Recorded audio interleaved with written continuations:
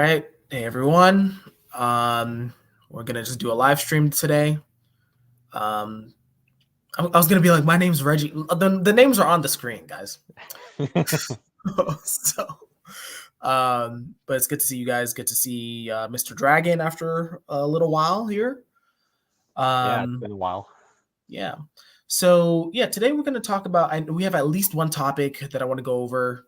I know we could give like status updates and stuff like that first, but really, if I had to summarize the topic that I want to talk about is, um, if I had to say it in one sentence, what does it mean to be in touch with the spirit of things? And I'll get into what I mean by that.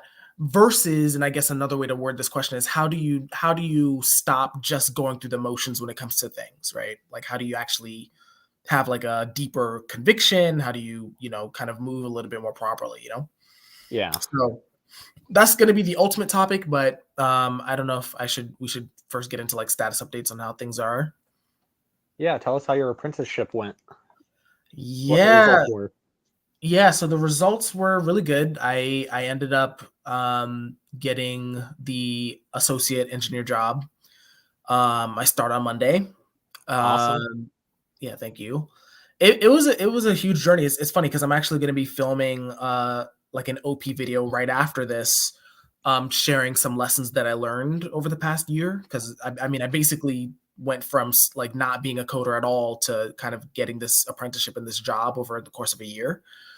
Um, so I'm just going to talk about kind of the lessons I learned. And I mean, a lot of them there was just a lot of ups and downs, honestly. So, but I'm really grateful. And I'm looking forward to kind of starting this new like Yeah, trajectory in life, I guess. very good to hear. Was coding like a new endeavor for you completely, or did you have like I a little bit of experience to go off I of?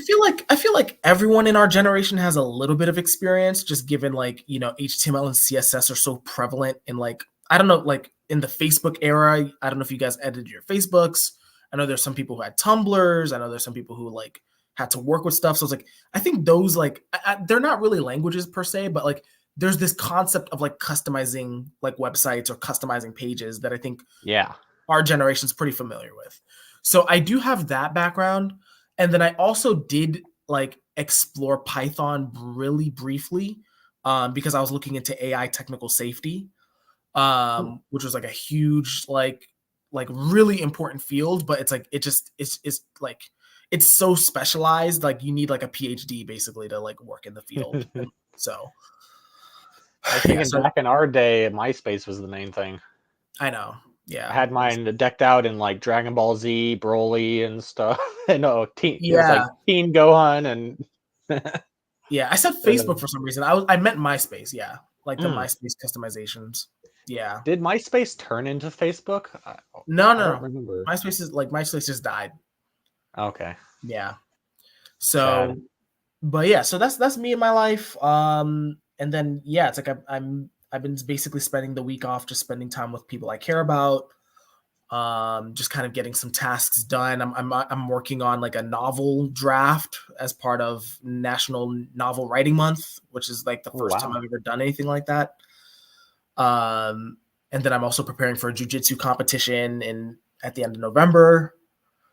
Just a lot going on. So, but I'm happy that I have stuff to do. Do you mind giving us a little piece about the novel idea? Got like Yeah, a topic or it's generalization? kind of like it's my first novel. Like I usually write nonfiction, so fiction is a little bit new for me. Oh.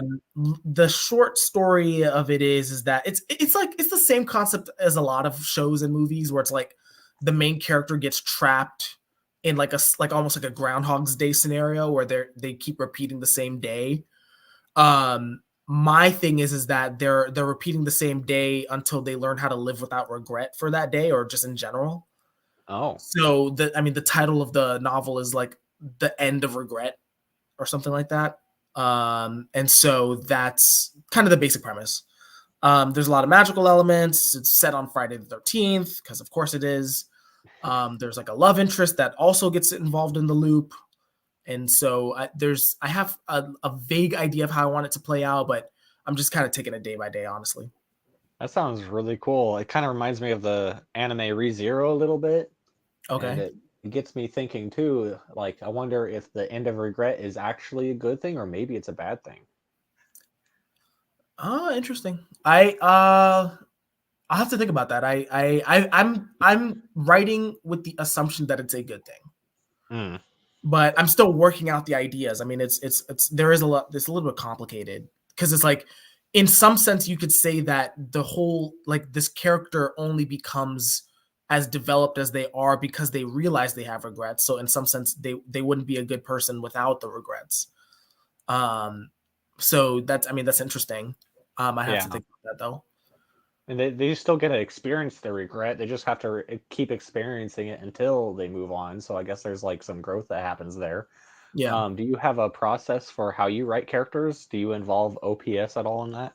I know. I think I'm just right. Like, there's a friend, saying, someone that I care about told me, where it's like, all, like, the first novel drafts of authors are autobiographical. Hmm. So I'm basically writing myself as like a 19-year-old, like what I was like as a 19-year-old, and what I would have probably how I would probably respond.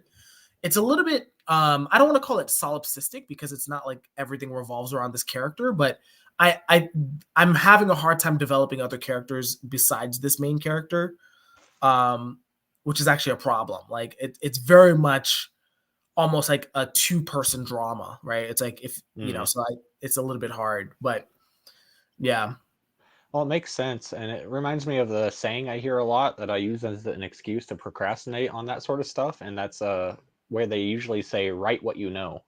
yeah, And if you use the main character as like uh, use yourself for inspiration for the main character, then I feel like that's a good place to start in that area.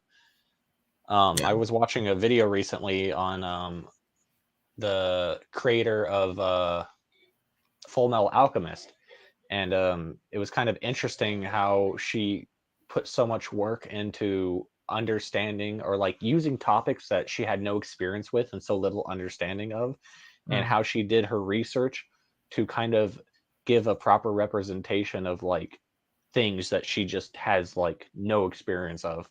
And it's kind of mhm, cool that it seems to be like a good example of how some people can understand or get the idea of some other people's experiences even though they do not have that experience themselves. yeah.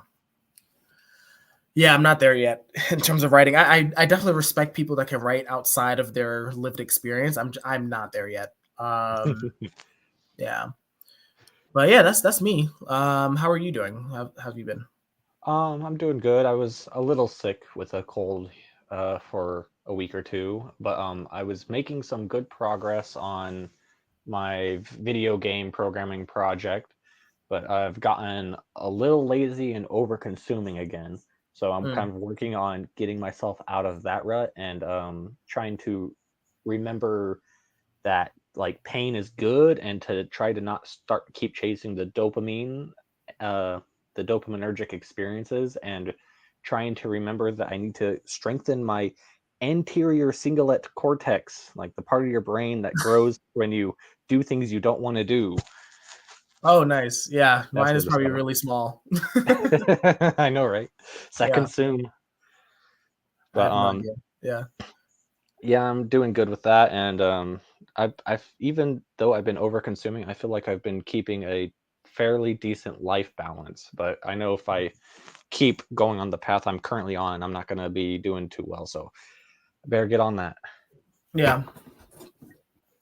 Okay, cool. Well, I'm glad that it sounds like we're both doing well, so I'm glad about that. Yeah, I guess we should just jump into the main topic, right? Yeah, I'll set it up if that's okay. I yeah, it'd be think great. that so I just to give a little context, I grew up in a very Christian background. I am currently not Christian, like, formally or anything like that. I'm like, I don't. I'm very agnostic, to be honest. But I think a lot of the concepts of Christianity, just by virtue of just being immersed in them for my whole childhood, has really stuck with me. And then on top of that, I still, interestingly enough, am involved in a Bible study with several of my friends from, like, college. I went to like I went to a Christian college. And Yeah. so some of these friends still hold a Bible study every week. I find it a good way to socialize and kind of keep myself mentally engaged. But there's a lot of Christian concepts I'm exposed to. And it was over the like several months ago, I don't know when exactly, but there was this idea that I was reminded of in Christianity where there's the letter of the law and then there's the spirit of the law, right? This I think this most recently happens in the New Testament with like Jesus and all this type of stuff. But if I had to summarize it, so the law, so think about the law as like the rules, right? The rules you have to follow, right? Like if you've heard of the 10 Commandments, if you've heard of like, these kind of traditional ritualistic rules, like you have to wash your hands before like messing with certain meats or whatever. Like Yeah. there are many, and this is derived from the Jewish tradition. There are very many laws that they followed, right? And so, when it comes to the New Testament, there was this idea that, there were a lot of people that were following the letter of the law, right? Like the Pharisees, right? Yeah. But they weren't actually honoring like the point or the spirit of the law, right? They were kind of following rules, and then like when it came to like kind of edge cases, they didn't actually do the thing that the laws would kind of hopefully encourage them to do. Like, so for example, I think there is a story of so there's like a Jewish Sabbath, right? So it's like there's a day where you're not supposed to work. And I think there's a story of like someone like or a parable of someone falling down in a pit and they're stuck, right? So the question is, do you, whether it's as a Jew or as someone following the Sabbath, do you help them out of the pit or not? Because if you help them out of the pit, that's technically work. And Yeah. like you're not supposed to work according to the rules, right? The letter of the law would say, no, you don't help them until the next day. The spirit of the law, though, the point of the law, if you will, is no, you help them, right? And so so I was thinking about this idea, and what I realized was, again, I'm not Christian, but when it comes to my life, I feel like I'm very much a letter of the law type of guy in the sense that I go through the motions with the things I'm supposed to do, right? Yeah. I'm just doing the things. I don't feel a certain way towards them. I don't really extrapolate beyond them. It's like, okay, I exercise even though I don't want to. I work sometimes when I'm just going through the motions. I talk to people certain ways, so on and so forth. I could name a list of examples. But I feel like without that spirit of whether it's the spirit of the law or the spirit of the thing, everything feels very empty and everything feels very formulaic, right? And so my question that I was wanting to talk about and kind of process here is, how do you get in touch with the spirit of something? How do you get in touch with the point of something and have it guide your behavior as opposed to being very like technical and art like formulaic and going through the motions, Yeah. I think it's definitely difficult in a sense of it really depends on where you're applying the concept to, because I feel like that's kind of a big point that helps you get guided in the right direction. Like when I hear the question, my mind interprets it like through like workplace complacency, like just following the same steps every time without like any thought, or like other more ritualistic behavior such as like going to church and taking communion if your church takes communion every single week. So it's like, what are the components of participating in these things with more depth instead of just going through the motions? And I feel like one of the main places it kind of starts with is it takes some kind of awareness, because if you aren't like stopping and thinking, which like a lot of workplaces like have these posters everywhere that says like stop, think, act, and it's just like it's done in a way where it's mostly going through the motions and it's not like a meaningful thing. So it's like, how do we I feel like part of my answer would be that awareness is a big component, and it doesn't seem that easy to have awareness and like often enough to really be able to be constantly connected with the spirit of things. Right. Is that different than how you see it? I mean, I think awareness is always the first step for me, right? It's like you can't really change something unless you know what's going on, right?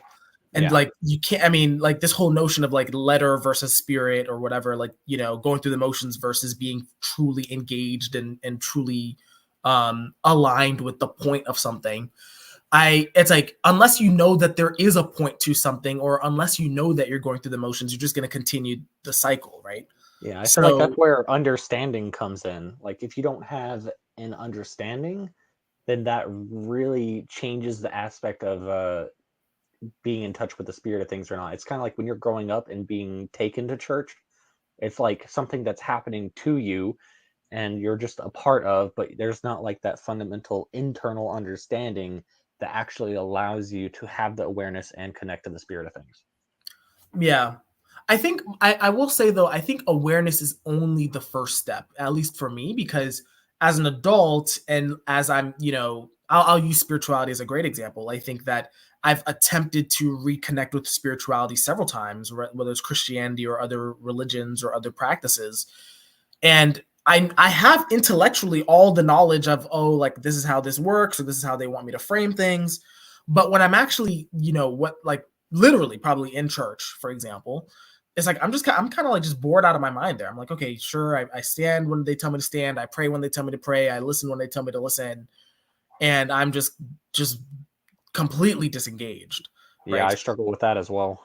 Yeah, so it's like, and like that exists even though I know there is a quote unquote spirit, and even though I can observe the spirit of the law, so to speak, in other people, right? There are people in church. I'm sure you've seen this if you're a Christian or if you're religious and you go to any institution, that there are some people who are fully engaged and fully immersed in the process, Yeah, like when and they raise their hands and sway back and forth and maybe do like the tongues thing where they yeah, like speak noise. yeah. Speak They're noise. just fully in it. Yeah, exactly. And it's like I don't have that. And this, I mean, this exists beyond like, spirituality. I mean, I'm thinking of like another great example of as exercise, right? It's like exercise, I go through the motions 100%. I don't think I've had like an immersed workout in like years. Do you think that's It's a like, bad thing? I think so because it's like once you start going through the motions, it's like I can start making excuses for myself. I'm like, all right, like okay, I don't need to do this. Why am I doing this? It's like I half-assed the exercise as opposed to being fully in it, right? I see. So on and so forth. So I think that whether it's exercise, spirituality, work, relationships, there's always this um question of being like fully engaged or not in the aligned, like being aligned with the actual point of the thing. Do we think the people like in the church example that are like raising their hands and swaying back and forth and doing the tongues thing, why do we think that they are fully engaged with the spirit of things? That's a really good question. I think maybe because they have some sort of personal connection with it, some sort of emotional connection. I'm thinking in OP terms. It's like I guess I'm projecting FI onto them, to be honest. I Um, I feel like I kind of see like maybe it could be perceived as like just like being unconscious. It's just kind of like going with the motions, but in a different way. I feel like right. some people could see it like that. They're So just you're like, saying they're like shutting their brain off, basically. yeah, exactly. Maybe I mean I overthink things. This is funny because it's like this actually happened yesterday. I was in jujitsu practice, and my teacher was like, "Yeah, you're not in the moment. Like you're overthinking everything." Yeah, And so it's like you have to trust. He basically was saying trust your instincts, basically. And yeah. so I'm like, and that's hard for me to do. And so I mean, yeah, maybe this is something where they fully surrender. Like this is something that's very common in spiritual language, right? It's like you have to fully surrender to to God or to the experience. Yeah. And I don't think I'm the surrendering type. I don't like I really don't think that, oh, either I'm not the surrendering type or I just don't know the skill set to surrender. I know that's a weird way of wording it, but um I think it yeah. makes sense. I would connect it to like the concept that I take from Julian himself, where he talks about letting go. Like Mhm. what is letting go, and like how is that part of the process? It seems like these people are doing the letting go part of it, but maybe they're lacking the other elements of actually getting in touch with the spirit of things. I feel like awareness, I think, like you said, is probably like the first step. I feel like maybe understanding is like the second step. And then I feel like intent might be the third step. And then maybe letting go comes after that, because it's like, what stops you? Do you, it's like, I feel like it's a very OPS sleep processing sort of thing. When you like try to dig into why can you not let go? Why do you overthink? And it's like, for me as a thinker, it like the idea of letting go is like a huge unlock for me, because it really like connects to like the feeling element and the sensing element from my understanding.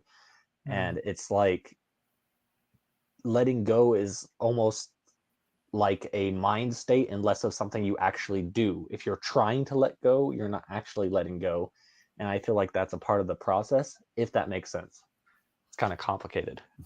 Yeah, I mean, you've talked about this, I think, in previous talks, where it's like it's very similar to like physical sleep, where it's like if you try to sleep, you can't. It's you're creating the conditions for sleep is kind of how Exactly. you describe it. So in a similar way, so okay, so what you're saying is like you have to create the conditions for experiencing the spirit of things, so to speak. I don't know how else to word Yeah, it. But it's kind of like where some people would say confidence comes from. Like some people have framed confidence as like excuse me, not, it's like going into something and being okay like messing up. It's like you're just doing things, and it's like it could be good or bad, and there's just not that care. There's like that freedom part of it.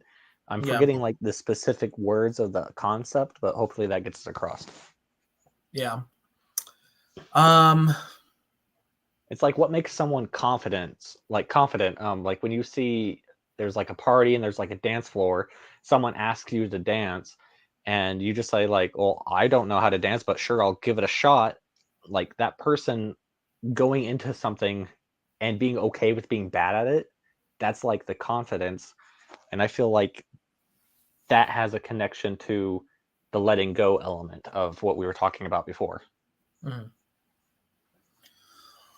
okay. Um, yeah, I mean it's funny because I have trouble with confidence too. So um, yeah, from an OP perspective, maybe that's DI. I don't know, but I think that I'm still thinking about the letting, like creating the conditions for something. I think that there, it's funny. I usually don't look at chat, but I have been paying attention to chat this morning. So Benjamin, shout out to Benjamin for jumping in. He kind of, I think he's saying something similar. So he's saying how there's the container and the content. So the law being the container that allows you to recognize the contents, and then you cannot receive content without a container either. So to go back to this idea of confidence or creating the conditions, it's almost like you need the law to create the conditions for the spirit, right? You need the rules to create the condition for the emotion, or to create the conditions for the intention or the mindset, right? It's like you can't. It's not like you can completely do away with the rules. I don't think. Um, at least not without serious like risk, right? There's a book that this Bible club and I read actually. It's called it's called Fear and Trembling by Soren Kierkegaard. It's a really great book, but it basically, again, it's based on the Jewish Christian, Judeo-Christian tradition, where it's following Abraham, right? And so Abraham, make a long story short, Abraham was asked by God to kill his son, which is like culturally, like the letter of the law would be like you should never do that. Yeah. Like whoever's telling you to do that is a demon. But it was very clear it was God, right? So it's like I think in the same way you have these rules, and you have these rules that help prepare you to experience the spirits or God or whatever. I'm talking in very vague terms. I don't have like a good secular term for this yet. But anyway, I think that you have to be prepared to break those rules if the rules if once you are connected with that spirit, you have to kind of almost make your own decisions at that point, right? With the Yeah. rules it's almost like the rules become guidelines instead of like uh obligations, you know? Yeah, it seems very like dependent on the context. It kind of reminds me of when I was going on about my obsession of trying to figure out like does evil exist? What is like good or bad? Is there like some kind of objective morality? And I was talking on Benjamin's stream about that, and it felt like, from what I remember, the answer was that it just like really depends on like the actual pieces that are involved in the context. It's not like a simple of like things are good or bad. It's like if if you're like faced with two hard decisions, it's like both are bad. Maybe one might end up better, but it's like it's just not black and white like everyone wants to make it be. And that's like of course hard for me to process, which I would kind of in OPS terms relate to like my decider experience, because I just want to make it like good or bad. Who's good and who's bad? Let's make it simple and let's make things work. Get rid of the people that don't work and make it great.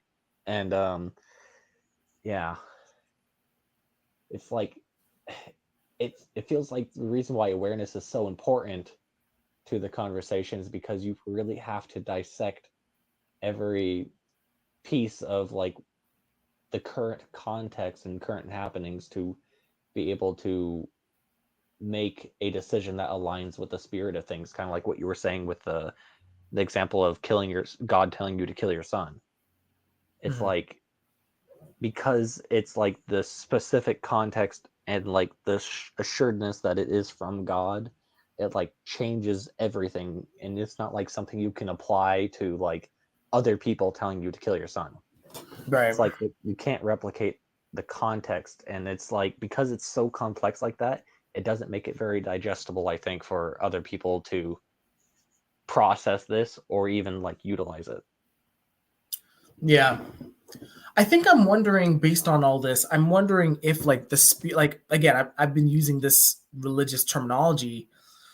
I'm wondering if the closest secular equivalent of like living according to the spirit of things is like living according to conviction. Because again, I'm thinking of that Abrahamic example where it's like he was convicted to do something that like no, like again, it's like no one in their right mind would do under pretty much any social order, like in my opinion, right? Try like killing your only son, right? And this is Abraham had no say in it other than oh, like God said it, or this is right or whatever. I think that in secular or in like contemporary contexts, this I think that because I'm asking myself like where do I still experience this some places, and I think I do. I think that there are some people that like I feel very convicted to care for. I feel like there are some tasks that I feel committed to do. Um and I think that I don't, but I mean the thing is like I don't know where that conviction comes from, you know. Yeah. Maybe much like the whole Abraham example where God speaks to you, maybe I'm being a little bit arrogant and naive in thinking that I can tap into it. Maybe it's something that's given to you, right? From the outside, right? Conviction kind of strikes you, without you really controlling it. That's something that I'm thinking about now because I think that that is how I'm experiencing it currently. It's interesting because when I was trying to prepare myself for this conversation earlier today, I was getting the sense that maybe it's more of a internal thing. Mm. Yeah, it might be. I might just be being DE about it. I, Okay, I'm very curious about how it would be internal. let me try to regather my thoughts on that because we're talking about and the concept of the spirit of things. I feel like part of getting to the spirit of things requires like willingness, and also the element of letting go I think is an internal thing. Like no one can make you let go in a sense. It's like you there's like also the intention element Hmm. where you gotta have that. Also, like the understanding is kind of internal as well. So it's like if I go through my steps, I don't know if you agreed with my steps or not, but if like step number one is awareness, that's something only you can control. And it has to come from internal because it's like your responsibility, or at least that's how I'm viewing it. Yeah. And if the next step is understanding, understanding doesn't happen externally. It's something that happens internally. That like things people like Dr. K, when they talk about like their Buddhist or Hindi ideology stuff, they like say it's when you get an understanding of something that people would define as like it clicking. He says that's like connecting to the Braham or whatever. Hmm. Um, and then if like the next step is like intent, that it's a decision you're making. So that's another reason why I would say it comes from inside. And then like the letting go, again, I don't think anyone can really let go but you. I guess like brainwashing is a thing, but so Hmm. that's kind of like my general thought process of it currently. Interesting. I think and again, I'm coming at this from primarily my Christian upbringing. Just I have a lot of images associated with that. I think that I don't even know if this is Christian or just Judaic or whatever, but I definitely heard this from I forgot, it's not Peterson, it's the guy who talks about the meaning crisis. I forgot the professor's name. Um but if I remember, I'll talk about, I'll say his name. But he talks about this idea from, I think, the Psalms, of like deep calling to deep, right? It's kind of this poetic way of saying there's a deep inner world that connects with the deep outer world. Like there's this kind of this connection point. And so I think that that is what I'm thinking is the relationship, like how you experience the spirit of things. I do think there's an internal process, right? Because like, you have to be receptive, right? And it's Yeah. like you have to be the one to make yourself like like in spiritual terms they call it like being a vessel. Like you have to be like you have to create the conditions to be a vessel for this spirit or this conviction. But I do think like you can do all the preparing that you want, but it's like I think inspiration strikes. I think that's how I experience it, right? Like I think I, like a very good example is like falling in love. I think it's like you can prepare yourself. You can prepare your like yourself financially, spiritually, emotionally, like mentally, blah blah blah. But it's like when it happens, it's like it's a little bit of a miracle in a sense, because it's like you don't exactly control who it's with, you know. yeah. So yeah, I feel like some of what you said kind of relates to what Benjamin said in the comments about like once you become the container and receive the content, you understand the container better. And I feel like part of what you were saying is like allowing yourself to become a container. yeah. I think Benjamin means it in a different way though. I think because again Probably. we're just, I guess Benjamin's a part of the conversation now. But yeah, like it's like Benjamin is the container. Oh, interesting. So I guess maybe what you're saying is like, because originally he's saying the law is the container that's the spirit. It houses the spirit, right? Yeah, And and yeah, go ahead.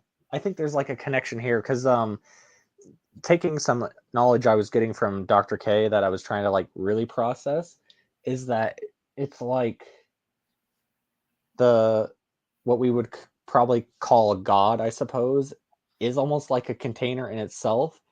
And basically, it's almost like you're a container. And when you set up yourself in a correct way to Right. like become roommates with like the god, then it like allows that interaction. And it's almost like you become one container, I guess. I don't know. This is the first time I'm thinking about this, so it's really messy.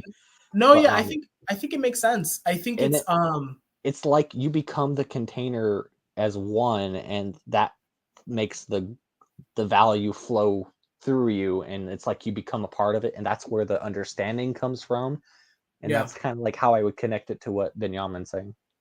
Yeah, exactly. I think like I don't want to get too in the weeds of like the language of creations and symbolism and all that, but Yeah. I think that this actually struck an idea for me where it's like the law, the whole idea of the law is it's basically instructions for you to become a proper container for the spirit. I Yeah, think. it's like trying to get you to be in the right mindset. I feel like Exactly. mindset is the important part that kind of connects a lot of the topics together, because Exactly. when you're in the right mindset, then you're more likely to do the right things, and when you're doing the right things, then you're in alignment, and that brings the understanding and allows your container to be full, which I guess I would consider that being in the spirit of things. Yeah. Here's my question though with all this. I think this is a great insight. My question though is that how then, if this is the case, right? If the law is meant to, yeah, Benjamin's might as well be in this conversation, but if the law is how you become a container to receive the spirit, right? If that's the idea, then why is it that there are like, I'm not even going to use the Bible. Like, why is it that there are some people, including myself, that follows all the rules and still is like going through the motions or still misses the point or misses the spirit of the law, right? Like why is that the case, right? I Because think that is a otherwise, great question. yeah, it's like otherwise you like if you followed the law, you would just do the right thing, right? That would on paper that's what it should do, but I don't think that's the case all the time. Yeah, I agree, and that's definitely a difficult question, because it's like you're following the law, and if the law is supposed to help get your mindset in the right position for you to be able to get involved in the spirit of things, then Mhm. how do people just go through the motions and not have the same outcomes? And if it's like such, it's almost like it's not even about I don't know how to word it. It's like I feel like it's a consciousness versus unconsciousness, like awareness thing. I feel like that's one of the differences between it, because if you're just going through the motions, then you're not actually, it's like engagement, and engagement takes awareness, and if you're not actually engaging with the process, then you're just going to be going through the motions and not see the result, because you're not actually doing what is required to get the results. It's like a difference in the process. Yeah. It's like when someone's going through the motions, it's a different process than when you're doing something in the spirit of things. Yeah, I think this is true. I think that when you're going through the motions, you're very it's I think you're like I think following the like it's kind of like this. Following the law as if the law were the point is the mistake, Yeah, right? I think that's a good point. I think that like so I'm to use my example of like I use the two examples that I gave. Let's start with exercise. I think that's the most relatable example. It's like the letter of the law is like I'm gonna be honest, like I get all of my exercise from like ChatGPT these days.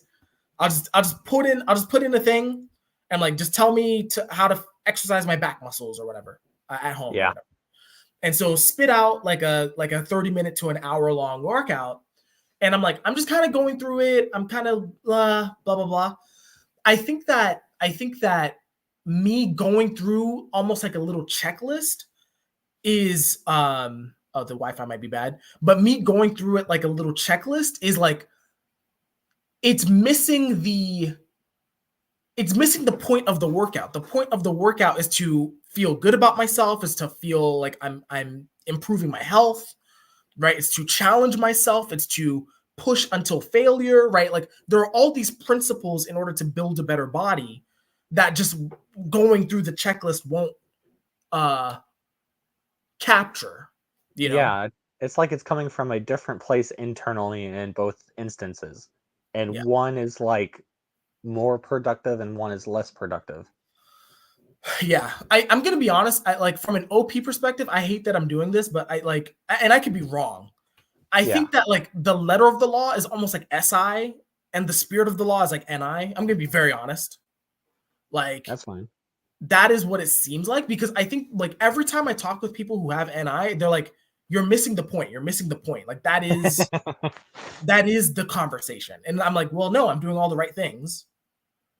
And so I think, yeah, I'm wondering, it's like, I think NI might be, or maybe not NI like literally, but like the archetype of NI versus the archetype of SI and OP might be this conflict. As like, you have to find a way to do both, right? In normal terms, would you call this conflict a part of the understanding? What do you mean? It's like, it feels like if you're missing the point, then you're missing the dots that are connecting, that creates the understanding that is behind producing what it takes to do something in the spirit of things versus just going through the motions, or Mhm, as you said, following the SI checklist. It's like, mhm. if you're just following the SI checklist and if you're missing the point, then to me that sounds like you're missing some understanding of the process, and that's what they're trying to point out. I I think so. I think you're right about that. Or it doesn't. I don't know if it's always under. Actually, maybe it is always understanding. I don't know. Like And maybe it's. that's like connects to sleep processing in OPS terms, because it's not Mhm. just like, because it's not just an external thing and it's not just an internal thing. It's like a mixture of both. I feel Yeah, like if you're just going off of the SI checklist, you're not really engaging with either one in a way, which is kind of weird. it's kind of weird. I mean, like especially if you have SI in your sleep, though. I think that's Yeah. what's complicated for me because it's like, I mean, that is on like again. I mean, this is OP, so it's like who fucking knows, but it's like on paper, it's like that is how I would do my sleep. Is like I would have these like physical rules and Yeah. just kind of execute them, right? I think that to step outside of OP for a second, this notion of going through the motions, I think usually, so I'll start with the Bible, right? Like this like how they describe it. It's like usually they go through the motions and there's a pride in going through the motions and there's a refusal to think about the motion. So I think this does lend into your understanding hypothesis. They're like, oh, we're good people because we washed our hands before eating or something like that, right? Yeah. Like, or we're good people because we did. I mean, the Sabbath's an easy thing to point to. Um, we don't work on the Sabbath, and God told us not to, so we're good, right? This is how it's Yeah. painted in the New Testament, and I know people have the New Testament is obviously like people debate it, but like to go to my life, right? So to transfer it over to like my actual life, it's like, oh, I'm a good person because I went through the checklist of my exercise routine. Now that's half true, right? Because it's better that I exercise than I didn't exercise. I do believe that, Yeah. right? So I do think that the like going through the motions has merit, but it's like I do think though, it's like, would you rather just do the checklist of the exercise, or would you rather be like someone like a good example is like maybe this is an extreme example, but like someone like a Jocko Willink or a David Goggins where they're putting their all into like I'm really pushing myself. I'm waking up and I'm like really like I'm doing everything. It's not just I'm doing everything right.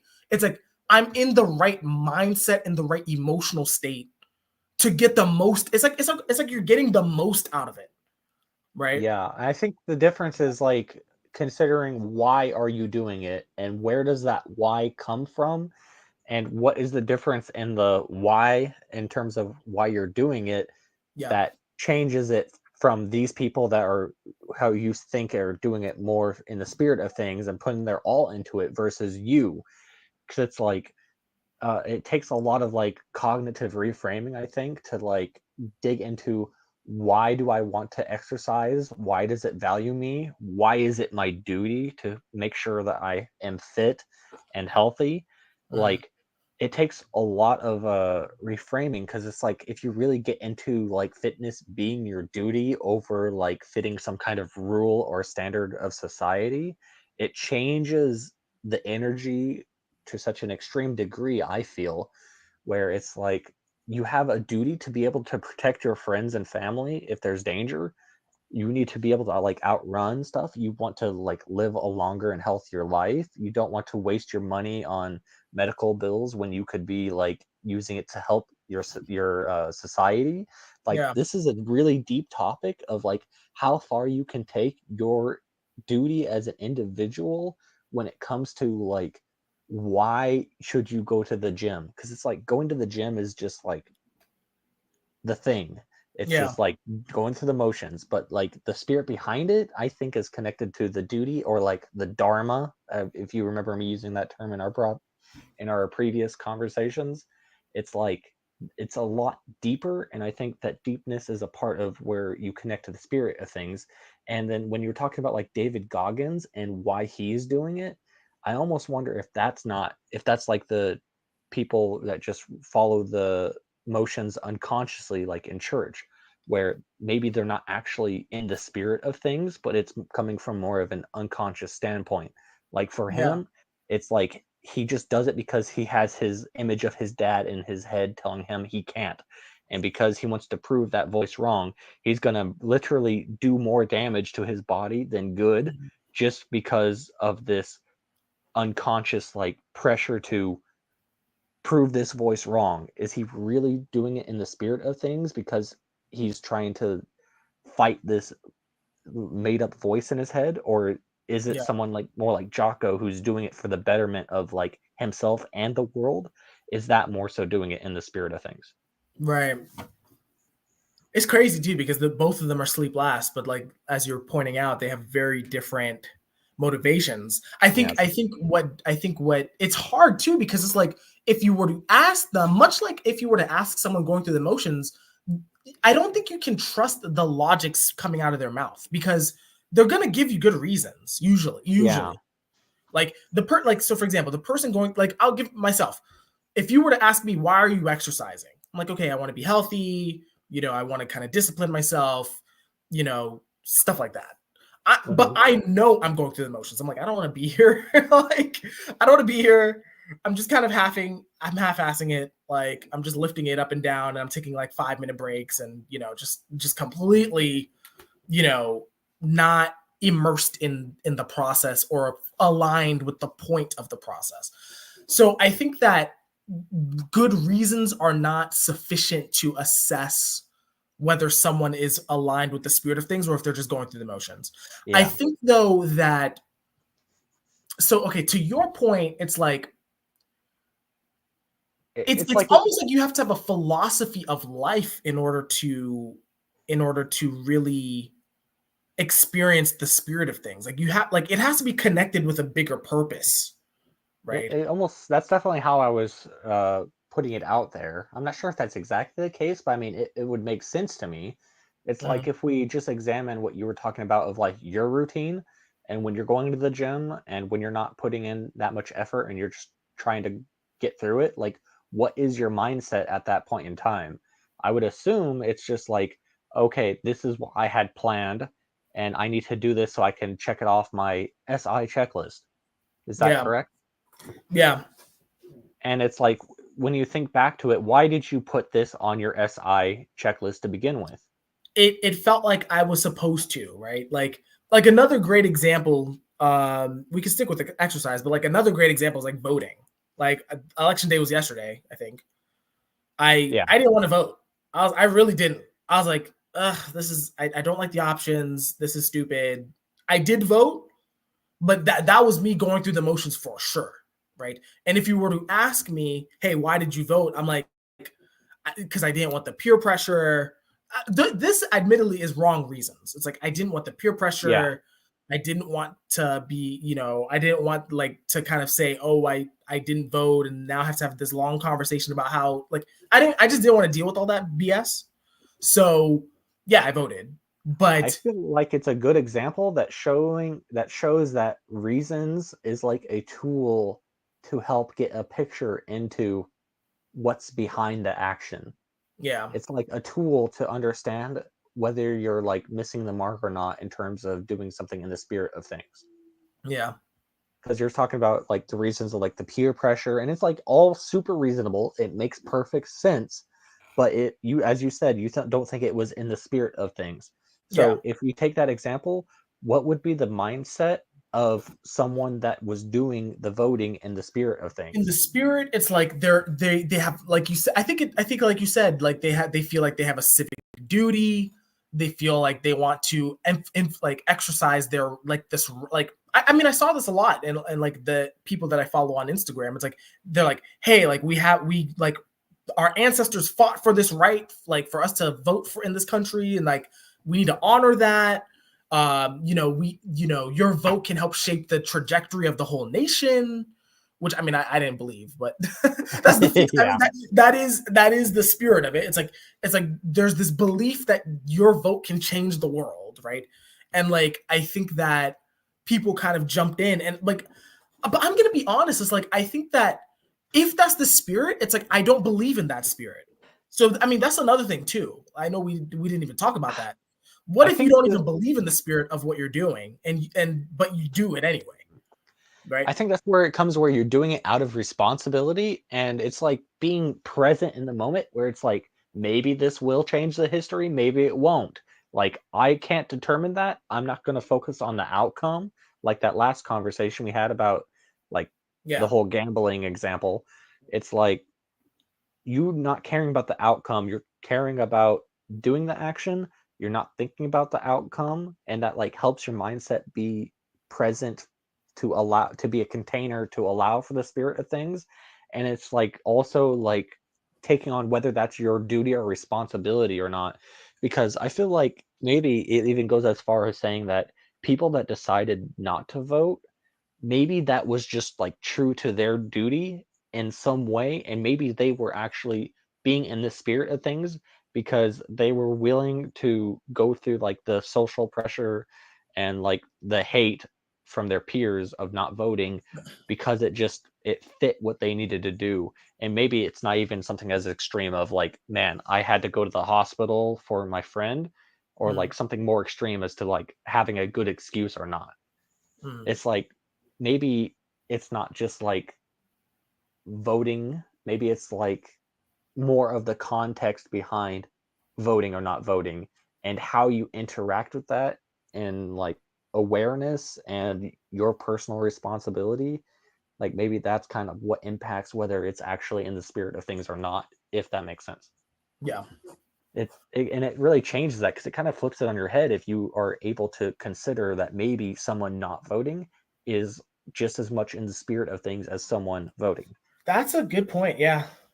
And that all adds a whole nother layer of context to like the people that look like they're doing it in the spirit of things, but they're really not. They're just kind of like Right. unconsciously going along with the flow. And yeah, that's Right. just weird to think about. And vice versa, right? As like someone who looks like they're completely going against the spirit of what's good, but they're actually completely aligned. Like, and this goes back to the fear and trembling example of like of Abraham like being willing to kill his son, right? Yeah.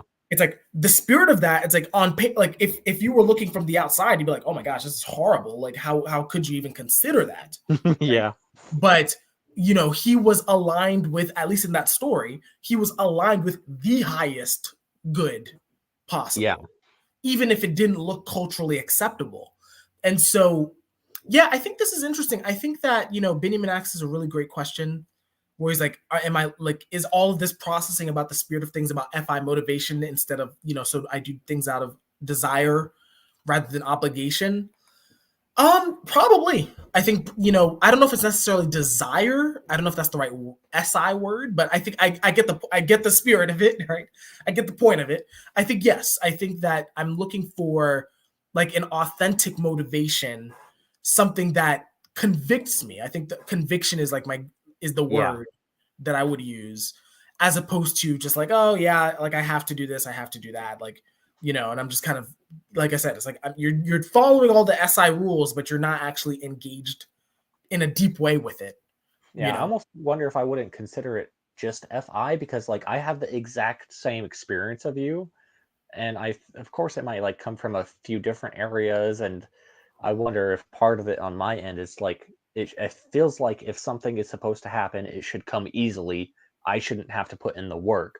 And if it comes naturally, then that's how it's like, oh, I didn't choose, it just happened to me. so that Mhm. makes it correct. And it's Mhm. like, because it's like, I don't want to feel like a phony as well. I want to be able to experience what these other people seem to be experiencing in an authentic way as well. But it's just like there's a lot of barriers there, and I don't know how to get engaged with the spirit of things usually as well. Yeah. It's like really hard, and that's why I got so caught up on like trying to dig into like what is the authentic self or the vessel self, as Right. Benjamin thought was a better term. Right. Yeah. I think it circles back to that as well. Um, okay, cool. I think so. We're coming up on time here, but I know we have about 5 minutes to spare. But I guess I'm trying to think of what I'm taking away from this. Um, I think that so there's a couple things that I'm taking away. I think the first thing is that there's in order to experience the letter or the spirit of something, the spirit of a given rule set or a spirit of a given activity, there needs to be an internal process that needs to be done, right? Where you become like a vessel for the point, if you will. And then Yeah, there's an outer inspiration. That's how I know you had your own process. I think that's how I'm gonna take away. Where it's sounds like good to me. I need to work towards becoming a vessel for the right things, as opposed to just trying to do the right things mindlessly. Yeah, So that's the first thing. I think the second thing is that, and this kind of goes along with that, is that awareness is like the first step. It's like you do, like, whenever you're doing anything, whether you have NI or not, right? Whenever you're doing anything, you have to be aware that, hey, there's an actual bigger purpose to what you're doing than just doing it, right? yeah, So, and trying to align with that bigger purpose as opposed to just worrying about the minutia. I think that this question of, do I want FI motivation or whatever? I think that that's an interesting thing for me to think about. I think the answer is basically yes. I want conviction. I think that's going to be my big word. It's like, trying to identify, what am I convicted by? What do I believe? And then finally, I think the image that, and I've mentioned it several times in this podcast, is like the image that I'm going to return to is the Abraham killing his son example. Because that is the ultimate example of like, okay, he was not going through the motions. Like, no one would have gone through those motions.